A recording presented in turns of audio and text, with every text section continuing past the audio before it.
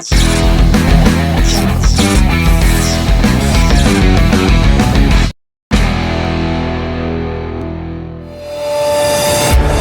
back straightaway, into turn number 3, thick thin, still 3 wide, Brandon Feeney, high, wide, and handsome. He's going to go to the outside and get past Camillo. I don't mean to be too birds and bees with you folks, but this is how cautions are born.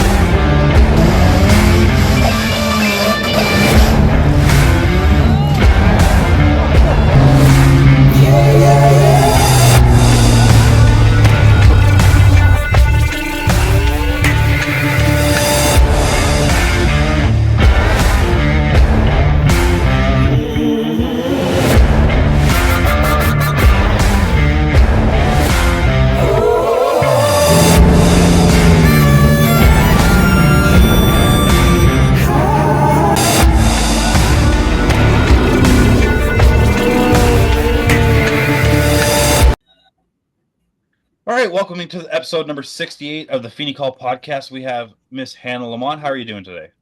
I'm doing good. Not too bad. How about you? I'm doing good. We're getting close to the holiday season here.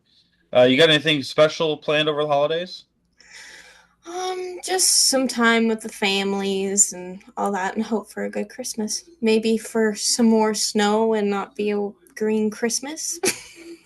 So, how many people have you asked for race car parts for Christmas? I haven't asked for any because the only race car part that I need is like $500 offline. Yeah, but you could still ask for like fuel gift cards, and you can use that through the season to fuel the car up and stuff like that. I mean, like I was talking to you before about maybe possibly getting a gas sponsor. Possibly, yeah. Well, let's say if maybe get some gift cards from it, because maybe you can even do a contest like through your social media page where you can hand out a gas card for people to come see you at the racetrack. I mean, that would be pretty neat because it definitely helped me get more people out there. Right? Some ROI right there. But yeah, that's it. Or even small things, especially like the bone stocks, getting the parts and pieces, like a Kenny U-Pull gift card if you need a fender or something like that. Yeah. If you're the boyfriend's watching, just so you know, she likes race car parts. She wears size Cavalier. Oh my gosh. But so you got to drive your Cavalier, which the at Delaware Speedway, which is a challenge in itself. You didn't get easy time just like jumping into like a 10-car field or anything like that. You just jumped into like 50-car fields. What was that like? It was pretty crazy. Honestly, I started out in a Sunfire at Delaware, and that just amazed me. Like back then, there was no B main, so I didn't have to worry too much. But just that itself, how many cars, it's a totally different ball game. You're going 3 wide, 4 wide through those turns. Everybody's crazy, but we're all just having a good time doing it. Well, crazy's always fun, though. I know, right? It sometimes doesn't pay off, but it's fun. Like, I remember, so we had an announcer named Andy at Peterborough Speedway when I first started. He doesn't work there now, but he became like a really good athlete and triathlon runner. Apparently went to the Olympics and left us behind. Selfish guy. But yeah, so he was like, oh, you went 3 wide this week. So I'm like, all right, I'm going 4 wide next week. And he goes, you won't do it. And then all of a sudden, I'm like, you know what? I'm going 5 wide at Colors. He goes, you won't do it. I shoot the gap 5 wide at Peterborough. I made sure I was in the bottom because, didn't want to wreck anything. But, yeah, it's one of those crazy moments that just kind of paid off. So That's awesome. So let's talk to you about your 2024 season there. What was it like for the new car? New build, totally brand new. First time I took it out for practice, it ran fine. And then we had a few minor issues after practice when I got into the race. My dad forgot to take off the Cadillac converter. And so the car just did not want to drive. It just got hot and gummed up the converter. And yeah, when we took that off and looked through it, it was like, can't see nothing through it. My dad held it up to the light, looked through it. He was like, yeah, she's clogged. But that's not good. At that No. time, they were probably worth at least a little bit of money to get racing fuel back in the car. Yeah. And then we had a few major hiccups with the car. The car didn't want to turn the right way. We couldn't figure out how much camber to put into it. And like I was saying a little bit before we had started, my dad had bent the spindle on the car to make it go the right way. And the car was just beautiful after that. It sucks that it was midway through the season, but I finished top 25 in points. First time ever being a registered driver. Yeah, that's not bad, especially with I think there was what 70 some odd drivers at Delaware this year. There was a lot. Like there was a lot of. I think I only had made it into like not have made it into I think 3 features Yeah, and total. I'm watching people like Cam's doing the stats for all the tracks. I'm like, Delaware is going to be fun because you're going to see like just pages and you're going to be scrolling all the way down, and I'm like, it's because I get to watch Delaware like on Rogers TV and stuff like that. Because especially when I have like a guest that appears, and I'm like, I get to watch this like podcast comes out Friday around noon, and I'm gonna get to watch Delaware at night. The only problem is I'm watching Delaware and Oswego at the same time. So like the TV will be on Delaware, and then my phone's on Oswego. I'm like, oh look, commercial break. It just sucks when they're both on commercial break at the same time. It's annoying when they do go to the commercial breaks. They're always so long. They always feel long, but it's like a standard 2 minute commercial break. But we're so used to racing, it's like go go go go. Wait, what do you mean wait? But so what's it like? Well, actually, let's rephrase that. So, what made you want to get into racing? Well, believe it or not, I don't know if you heard it. If you know anything about my uncle, he used to race a 9 horse out at Wonderland Speedway, which was an old tiny dirt track. My dad used to race a 440 that was built by my papa, Jim Andrews, who he raced all over Ontario with. There was a few tracks that I don't even remember going to, but the main one that I remember going to all the time was it was Wonderland Speedway. So, where was Wonderland? Was it at Wonderland? No, it was like it was some here around London. It was out in the countryside, and it was surrounded by cornfields. See, I've never actually heard of Wonderland Speedway before. Really? But that's the difference. Is I'm way up here, so like those little like holes in the wall, like you don't hear about them unless you go to them. Like I hadn't been to Delaware until like just post COVID when I got the super Wow. stock, and it was like I hadn't even seen the place until we went down there with the super stock. I'm like, I hope I can figure it out because it was like when you go up here, everything's 3rd mile short track, and like I feel like at Delaware, you're on the gas for so long, and all of a sudden, do I? Because one and three are very different entry points for me, at least. It is, especially for the bone stocks. Like taking my Cavalier out, you can't go too high in turns 1 and 2, and then if you come out too low, your car likes to sway up too high. It's just like you got to find that right midpoint. And then 3 and 4 is just you send it. That's the exact word to put it. You send it. And that was the weird thing is when I raced Delaware is I feel like I got 1 and 2 down pretty good of how to get the super stock around there, but I never drove hard enough into three. There was literally one of those like I feel I can go farther. I feel I can go 40. And then like 50 laps in, I finally started getting close. I'm like, oh, the race is over. And I haven't been back since. But we'll have to see with the modified if I can figure out how to do it. If not, I'm gonna get lapped by Wally Wilson, and that's gonna hurt. Did you see about Delaware bringing out a new series, or bringing it back at least? Which series is that? I actually don't know. I just watched the video. I've never heard of the series. I just know that I think it's similar to the open modifieds, but more technic. I think. Oh, bring in the super modifieds. Yeah. Oh, so those super modifieds and super late models are the fastest cars and the most you like talk about crazy. Like those guys are crazy. I gotta go Like and watch. I've never seen. so, imagine a redneck decided to design an Indy car with a top wing and like 800 horsepower, Holy cow! and then decided to put them on little baby tires. Really? Yeah, I think they're running like smaller tires than the regular mods. Wow. I'm learning so much new things, especially in the dirt world too. Like I didn't know there was people that raced bike engines, motorbike engines. Well, you think the legend cars on asphalt do the same thing? I didn't even think about that. Because I know the legend cars, so they have the 1200 or 1250 air cooled Yamaha, or they have the FZ09 or MT09 liquid cooled Yamaha engines. Wow. I certainly don't know my stuff. So the 1250 Yamahas, the reason why they switched out of them is they're really known to catch fire. So literally what would happen is, so you know when your car gets hot and it starts shooting water, Yeah, the air cooled engine would start shooting oil onto the exhaust. that's not good. No. So it always ended up in a basically a big fireball, and it was entertaining for the crowd, but you need to get out and hurry. Yeah. I was doing the non-winners race at Peterborough at ACC one year with the legend car, and I'm running like second or third or something like that, and like I bought my car for $2,500, and these things cost $20,000 for a good one.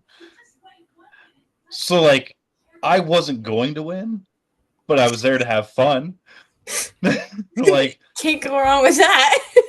so all of a sudden we get the white flag and then the yellow flag because the leader blew up and had a huge fireball down the front straightaway as he took the white flag.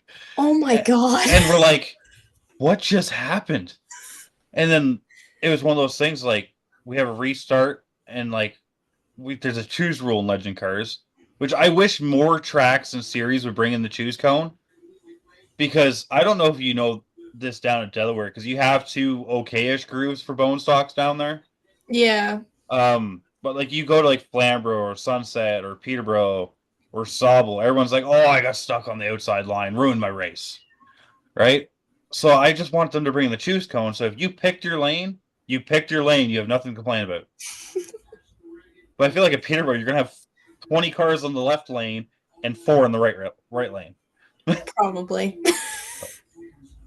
But anyway, I picked the top and then end up finishing second because I spun in the oil on the start. But oh, God. Yeah, fun fact. See, I think you should drive a legend car because they're crazy. I don't know.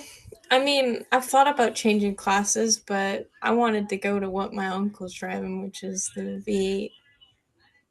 The because he's got like a super stock slash, or are you Hot talking about rod. he's got that Camaro style car now, right? Yeah, the old Beaumont got turned into the Camaro style. Yeah, because the last time I raced him, he had the super stock. We raced together at Sunset in the Daco series. He had that like Camaro looking. I know which one you're talking about. I know he doesn't have that one anymore. Yeah, that was the last time I raced him. Is all I'm saying. Like that's because me and him jump around cars a lot. It's like Now he's racing bone stocks again. Our hearts will always been in stocks. Bone stocks are the most fun you'll ever have. Exactly. Because they're the cheapest car to run. They're somewhat easy to make a new one. Like if you run a bone stock, you could buy another street car and make another bone stock. Sure, it sucks. You have to spend money and all that stuff. But if you wreck a late model or modified, you just have to build a whole new $100,000 modified, or wait for somebody else to not want theirs anymore. You definitely need the sponsors for that. that is 100% true.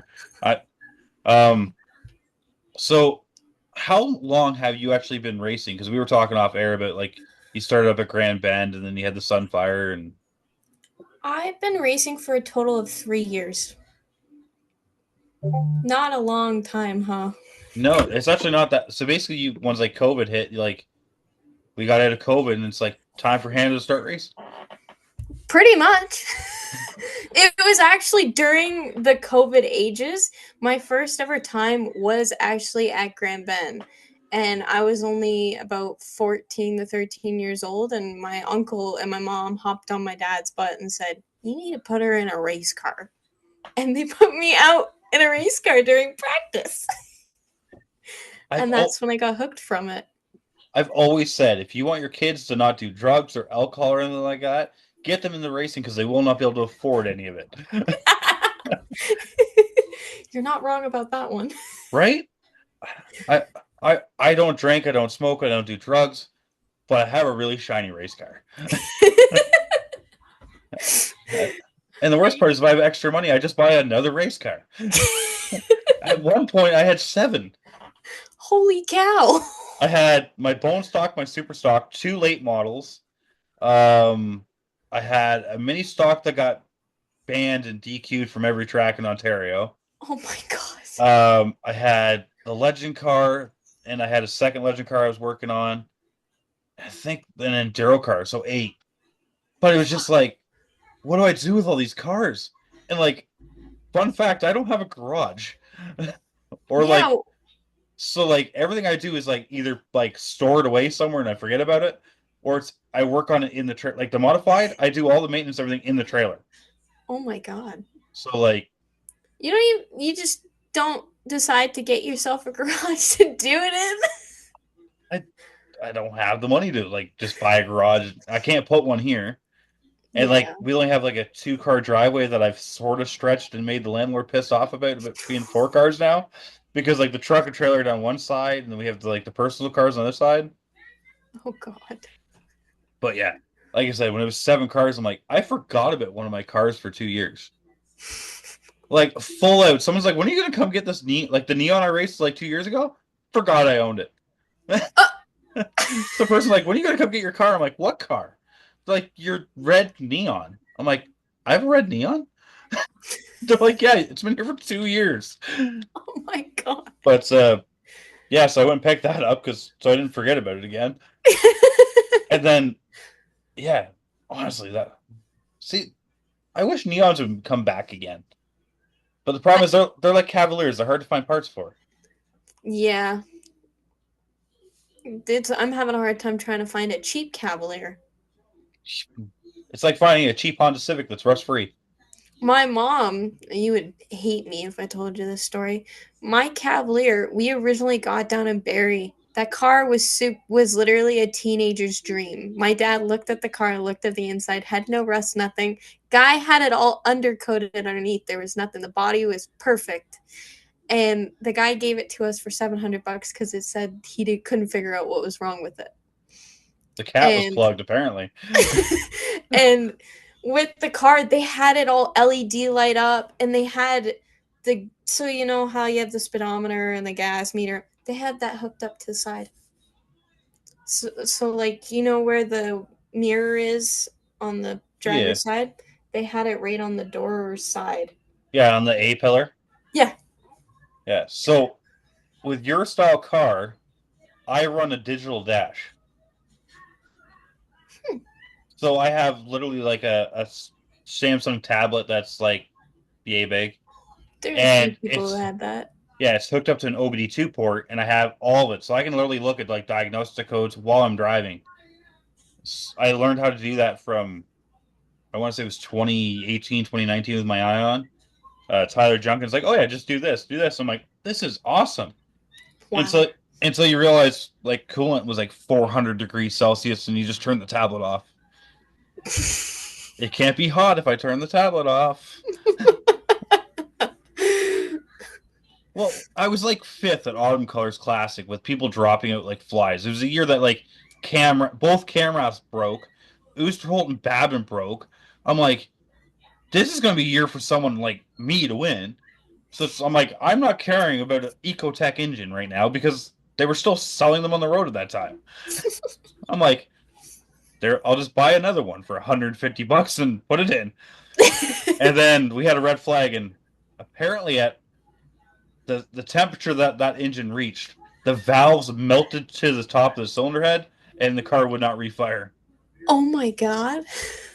Yeah, it was expensive. But got a new motor, just put it back in, and we sold her. She's actually out there for sale right now. Really? So I don't know if you've seen the post. There's a Saturn Ion bone stock / enduro / mini stock for like $1,300 online. Adrian Foster's selling it. I don't think I've seen it. It's up this way towards Sunset. That was my mini stock that I qualified like third in colors for. Wow. Right? And it was just one of those years, like I said, everyone started dropping it like flies. but nobody wants to buy it because it's a Saturn Ion. But it's like the same drivetrain as a Cobalt. It's got the same rear suspension as a Cobalt, but it has crappy front suspension. But it's a 4x100 car.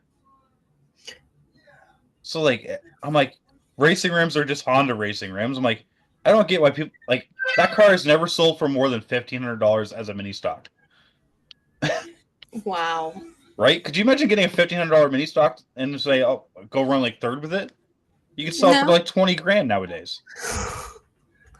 There's a lot of people that sell their mini stocks for pretty high prices.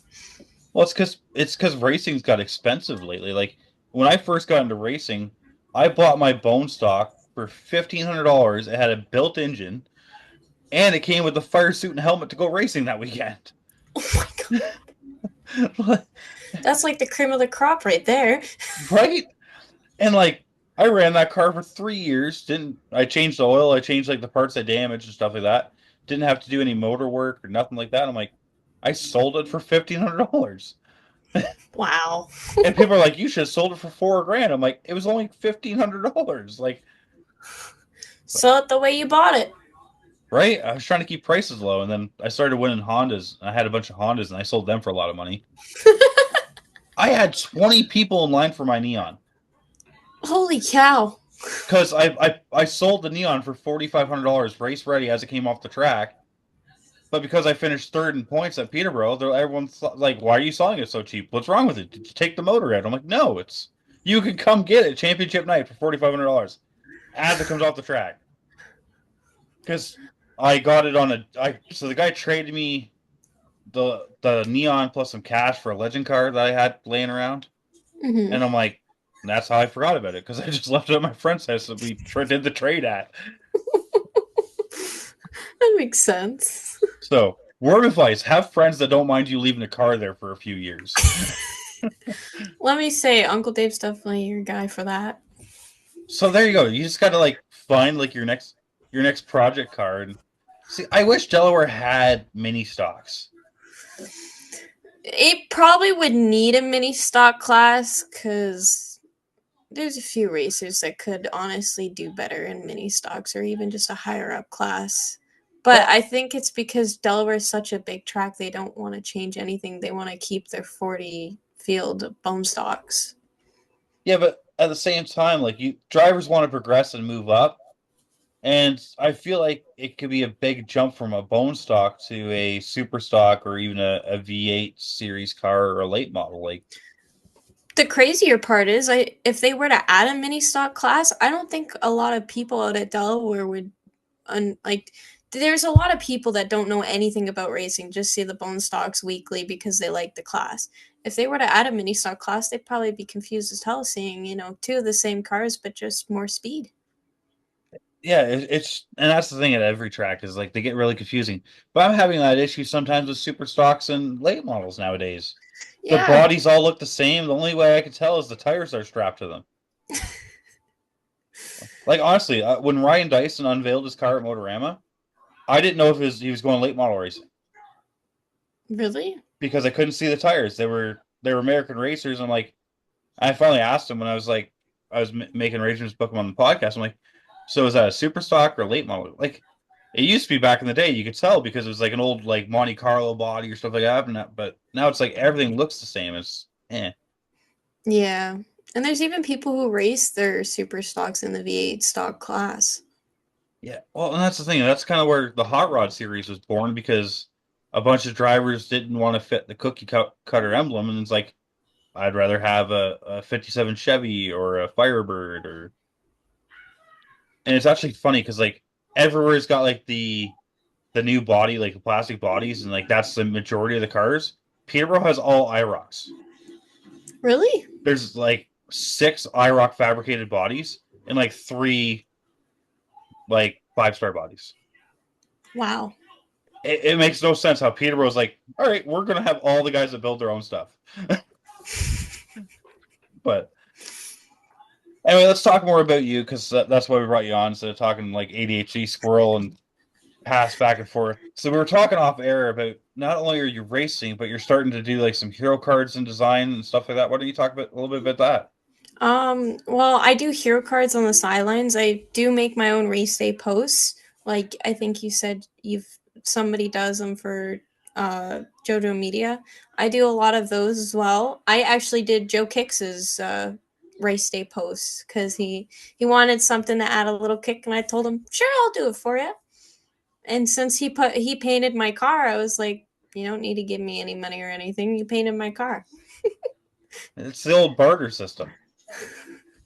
You painted Pretty the car, much. I'll do something for you.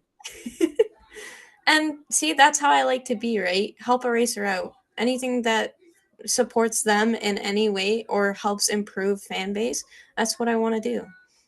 And it's a fine line because at the same time, like you're helping people out, but at the same time, you can't help so many people out that it hurts like what you're doing with your own program because you're spending so much time on this other stuff. And Yeah. and that's where it's like you'll find like as you kind of get more and more stuff, like that's where like, all right, if I charge like $20 to do this, it'll get rid of all like the people are just doing it for free, where you'll get some of your time back because like it's and that's kind of where like even I've gotten on stuff. It's like I used to do everything for free, like go out to people's houses, help them fix their cars and stuff like that. And I'll still do that. Like, but it's like all of a sudden you'll get someone that you don't really know. And like if it's a safety thing, I'll help them. But it's like, oh, I need help changing like the wheel bearing on the car. Okay, you got the wheel bearing, but like I want a little bit of like time for travel and stuff like that. Yeah. It costs money nowadays to do that kind of stuff. Oh, and like I said, it's just one of those things because once like people find out you do a lot of stuff for free, everyone's just like, "Oh, this person does everything for free." So everyone's just like, it's like when I'm at work, we do free like tire changeovers. We finally stopped doing them because we had like 1,000 people coming for tires, but they weren't customers for anything else. Really? Yeah. So like literally, all they're coming. Only time we see them all year is put their winter tires on. It's okay. I work at Jiffy Lube up the street from my house in London. And I actually had to work on a bunch of snow tires, and my managers, they were just, joking around, crackling. They were saying, we should make these idiots pay an extra $20 fee to put their snow tires on for coming in when there's snow on the ground and there's a blizzard outside. So we started putting on snow tires at the end of September. We are still booked into the middle of January. We're still getting people that are getting snow tires. It's like, people, the snow happened already. Yeah. Why are you waiting when you could have expected it a long way before? Well, and this is what I'm saying. We're booked. Like we can't fit in any walk-in appointments. Like, so that's where I think half the people are booked into like their regular mechanic shops and stuff like that. And it kind of sucks for you guys because all of a sudden it snows and like I have an appointment next week, but I need them now. Yeah. And see, and Jiffy Lube's like a walk-in too. We started making people having to book appointments because we were tired of all the lineups, the massive lineups of people. Because we're a business, we focus on two different things: oil changes and tires. And there were so many people coming in for only tires, we weren't getting enough people for oil changes anymore. And so we were like, okay, you gotta book an appointment now. Yeah, you have one lane. We can't change tires in the pit. Exactly. Just gonna see you like race car stopping and jacking up to one side. It's actually a joke at my work too. I'll sit there and I'll be like tormenting everybody when they have when they have everything jacked up. I'm like, okay, time to show off your race car skills. So we were doing that with my car at work, and had one of the co-op kids there, which you already know how this story's probably gonna go. So I'm like, oh yeah, it's easy to be a race car like pit changer and just like zap all the wheels off and like lug nuts all fly to the ground, all that stuff. And then he goes, let me try, and then scratches the crap out of my rim because he misses every hole. I'm like, so lucky I got these for free. You are so lucky I got these for free. Oh my god. Oh. So yeah, don't have the co-op kids try to be a race car driver mechanic. Because I'm still teaching the one kid lefty loosey, righty tighty. Really? Yeah, he's not he doesn't comprehend or retain the knowledge. So every like Monday you have to retrain him. It's like the weekend's too long and they're just gone. I mean, I had to know that when I was driving my race car. Lefty loosey, righty tighty. Well, driving the race car wouldn't make a difference because righty is just Wally.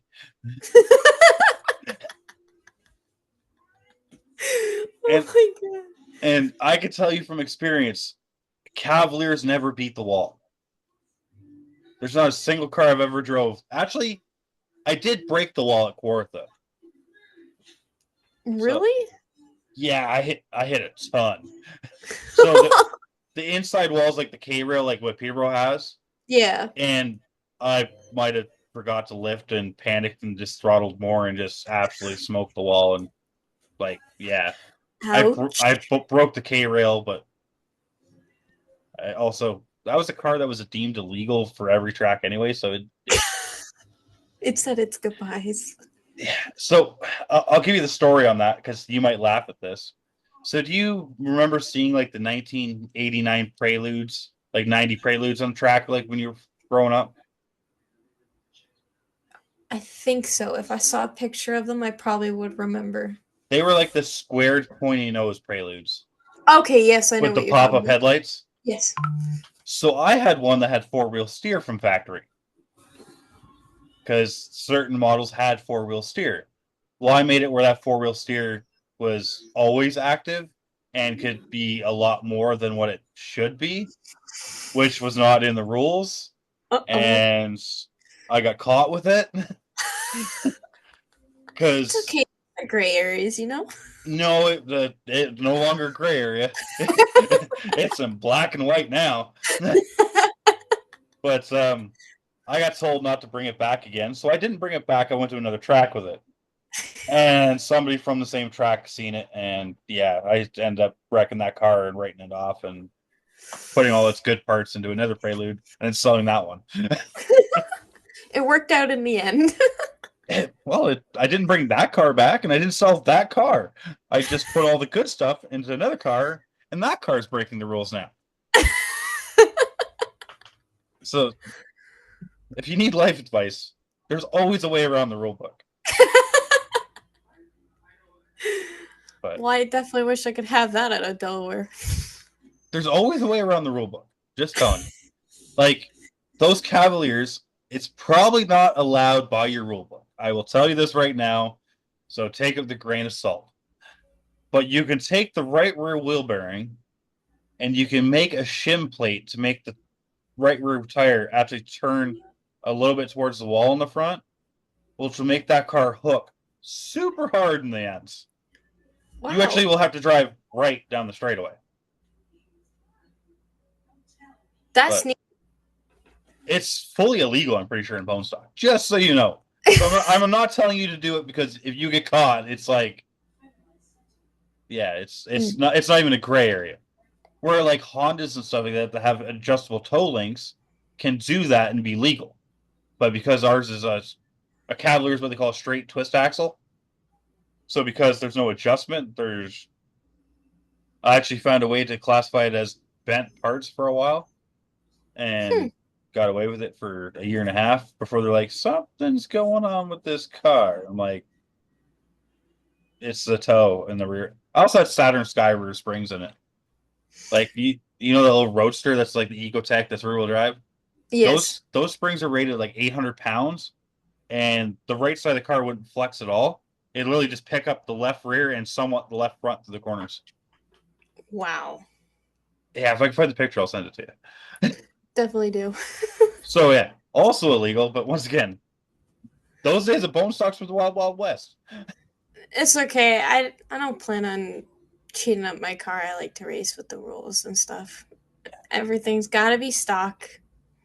At the same time, it's fun to try and practice once in a while, because then you like if you do move up like out here in mini stocks, you can change your springs and stuff like that.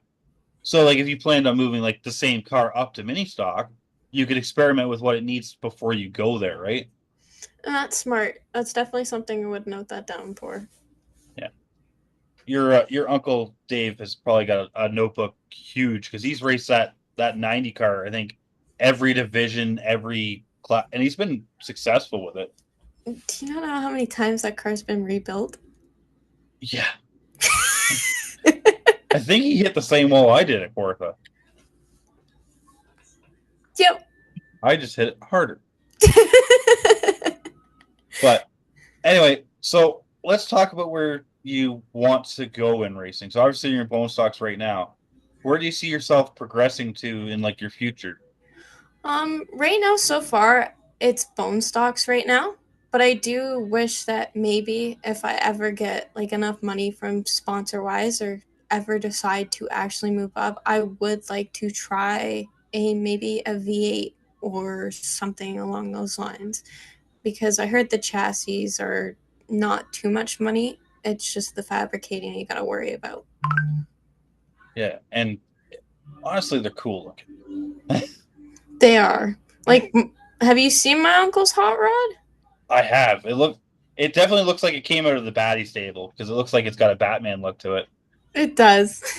He calls it Dark Knight. Everything out of that stable has a Batman reference, if you've ever noticed. Yep. So, a lot of us racers name our cars. Have you named your bone stocks? Um, honestly, I did not. I wanted to call my car Bandit because it's orange and black, like Bandit, but my mom and dad wouldn't let me name the car. They said names are silly. Well, you can call it. You just can't tell them. But I would name it Bandit, the new one. So, what would your other ones be called? Um, the old 14, I actually didn't really have a name. I just know that the nickname is Steamroller because of the rebar in the front of it. Very good training car because that car's seen a few walls and we had to put a giant metal bar tubing. It was legal. Delaware allowed it. But that thing, if you hit the front end of it, your car's not going to make it. It hurts. It was a derby car built for racing purposes. Yes. So, I'm going to try to remember mine all in order. So, my first car, the Sunfire, was the Mistress. Then I had, after that was Princess, or everyone else called her the Bus. Then I had Vengeance. Then I had Marilyn, like Marilyn Monroe. Then I got Candy, which was the Legends car. I had, after Candy, I got, so that would be Celine Dion the Neon, or I called it Hell Kitten. Oh, wow. Because like Hellcat, and it had like a Hellcat logo. I'm like, it's not a Hellcat, it's a Hellkit. It's got a 4-cylinder in it. Then my super stock was Anna Nicole. The mod is just Bam, like Bam, because Dan Price built it. It was all black, so it was like old Black Betty, Bam Lamb. You have some pretty neat nicknames for your cars. I'll give you that one. Oh, and the legal card was just the Rude Lude. Because it was rude, it got banned. I have weird ways of naming, and like my dad's truck was Pikachu and stuff like that, so that's why it had all the Pikachu logos. He actually had like a 6-foot tall Pikachu that rode shotgun with him. Really? Yeah. I gotta give you dad's props because Pikachu's awesome. Right? So that actually started because one of my Hondas that I bought for me, dad's like, well, I don't want to race your Cavalier anymore. It's slow. So I raced the Cavalier and got third in it. So I'm like, you know what? I'll build you a Honda. Hondas are fast for everyone. And I was painting it in the middle of the night. Like 1:00 in the morning. And have you ever taped something off and like you like hold your hand, you go up, and then you hold your hand, go up? Yep. So I did that in the middle of the night, and apparently I did like lightning bolts when I did that. So I spray painted the yellow like accent line, and I come out in the morning to look at how I did in the car. I'm like, oh no. And I'm like, Dad, do you want me to fix it? He goes, no, it looks like Pikachu. It's cool. And I'm like, that's how that started. So like, he had the Pikachu of the car, he had Pikachu the truck 1. Now he's got Pikachu 2.0. Oh, but like, Pikachu 2.0 has like reflective stripes on her. So like literally, like the camera will hit the stripe and it'll like has all the like the reflectives in it, so it actually looks like it's flashing. Wow. That's spending way too much money on a car. I mean, you can never spend too much money on a race car. Yes, you can.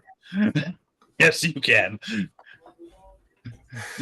I have seen people show up with like $50,000 into a bone stock. Yes, you can spend too much money on a race car. Holy cow. Okay, maybe that's a little too much.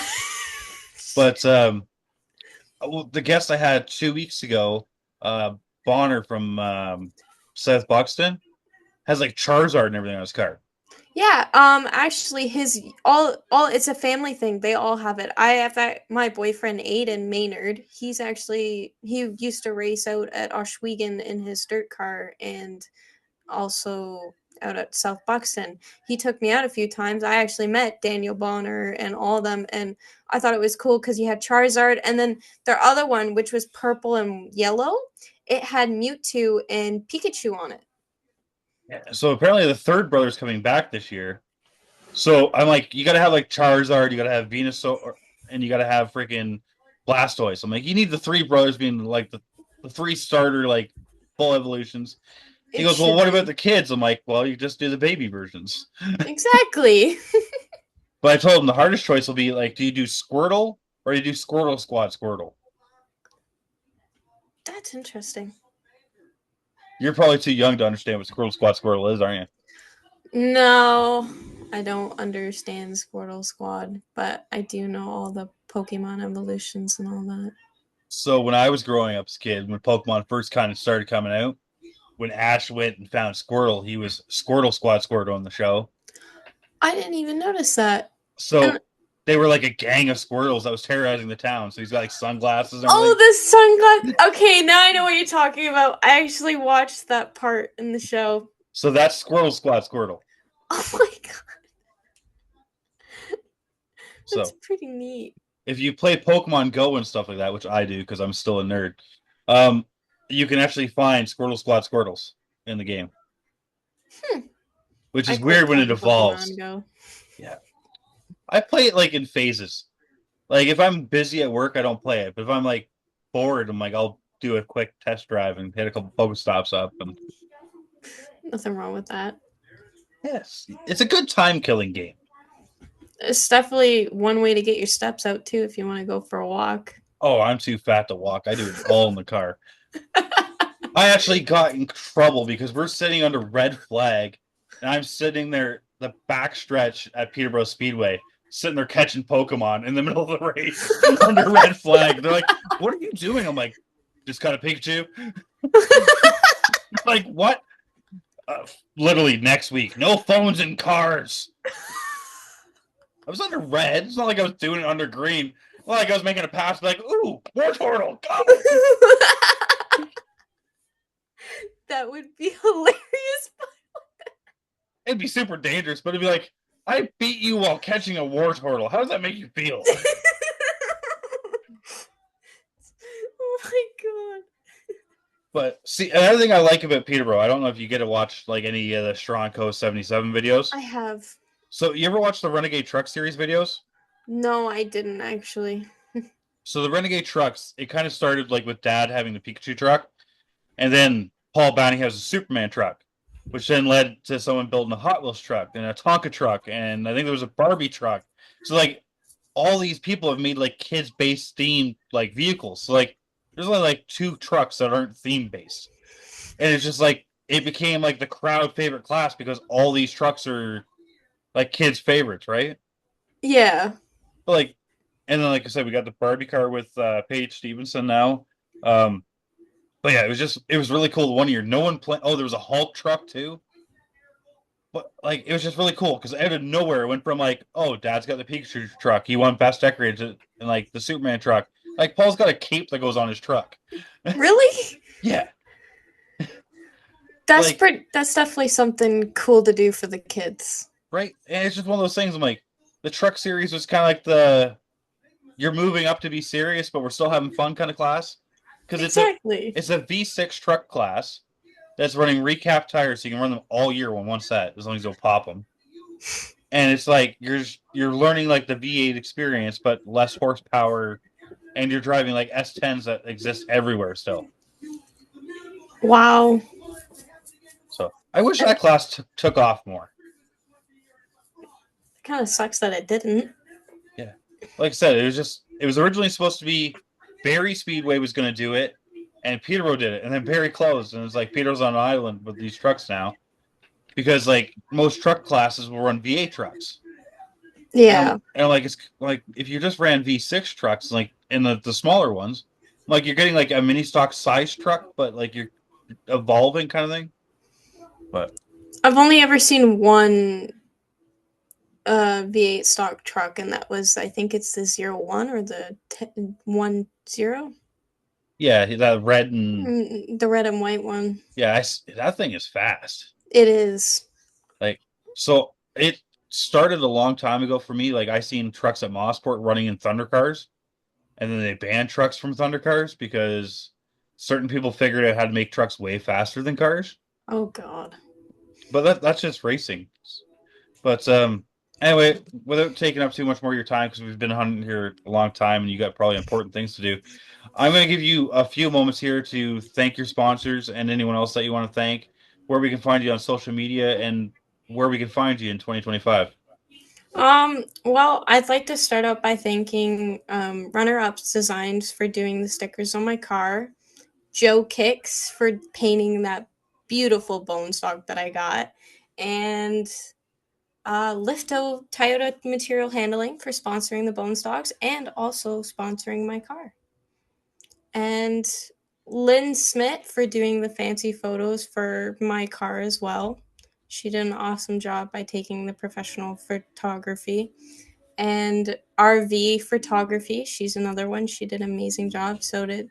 I'm also going to thank a few photos from Debbie Zardo and Stickers and Scuffs and Ladies of the Oval. They may not be my sponsors, but still include them because they're amazing partners to have. And what about where we can find you on social media? You can find and follow me. I am on TikTok. It's not the ideal Lamont racing, but it is my name, Hana Lamont. And there's also Facebook, which is Lamont Racing. And then what are your plans for 2025? Um, I still plan to contend in the Bone Stocks at Delaware Speedway. We're going back full swing for the full season, and I hope to possibly maybe get a checker flag for the first time in a heat win, or possibly placing really well, better than I did this year in points. Do we see you start to tour? Maybe come out to the ACC? Um, it all depends on what my sponsors say. Like Lifto, them being the main sponsor at Delaware, that's the track that I'm currently contending at due to them. Not saying anything against that. I love Delaware, but the 14 cart, if we ever get a chance, I hope to possibly maybe make it out to fall autumn colors or frost overfest. Because that's when your season's kind of wound down at Delaware, so you have time to get out and play. And Uncle Dave has done pretty well at colors, Yeah. so I think you'll have fun there. And then you get to come out and party and enjoy. You got to remember, autumn colors is a party with racing breaking out once in a while. And it's also during the Thanksgiving weekend as well, isn't it? Yeah. So basically, you get to be with all the race family, and like I think last year we had like 400 something cars. I remember the one year that my uncle went to Autumn Colors. I don't know if you ever seen the picture floating around. I think it's got my uncle, Connor Ellis, and Cleveland in the go kart spinning around in the water. I don't know if you ever seen that one. That it always seems to rain one day at autumn colors. Every time it seems to rain one day, and we have that one day we're fighting the water, and it's just you got to find things to do, and that's where it comes back to crazy's fun again. Exactly. But anyway, I thank you for joining me. I hope you had a great time. I did. I can't wait to see what you do in 2025, and I wish you the best of luck. Thank you. Have a nice night, Brandon. You as well.